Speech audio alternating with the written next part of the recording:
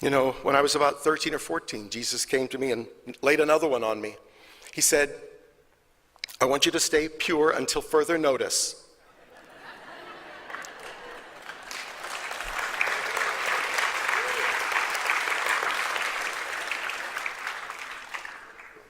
I said, Jesus, do you know that we're in the midst of the sexual revolution?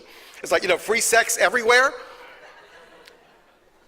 He said, no, I want you to stay pure.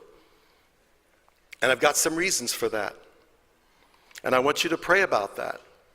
I want you to search about that. And so I did as he told me. He said, look at the state of humanity, look at the state of the world, look at the state of marriage, and draw some conclusions.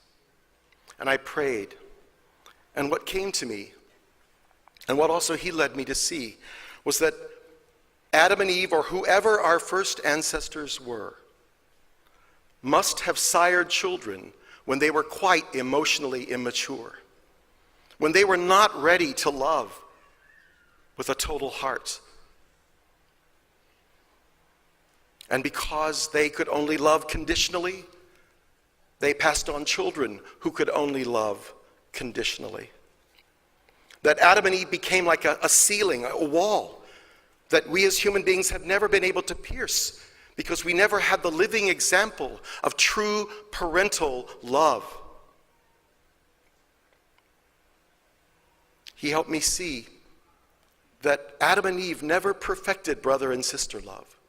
And he said to me, Mark, until you can perfect brother-sister love,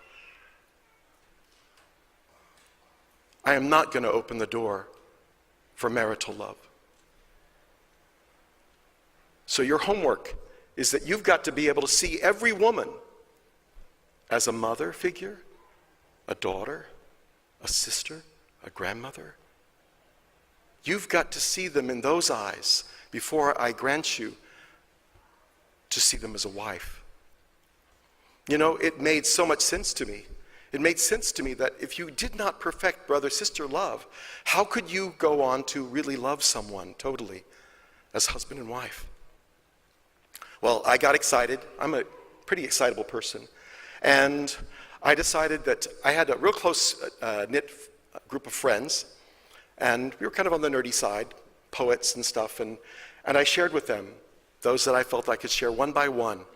And I said, don't you think that instead of just rushing into what everybody has always rushed into, all the history of humankind has been people rushing into sex, rushing into relationships, rushing into passion, without first of all developing their capacity to love, developing their capacity to respect, and see the incredible value in the other human being, to see God in all people. And about 5 or 6 kids, we made a pact. We signed a pact, not a suicide pact, thank God. It was a pact to say, stay pure, to be celibate,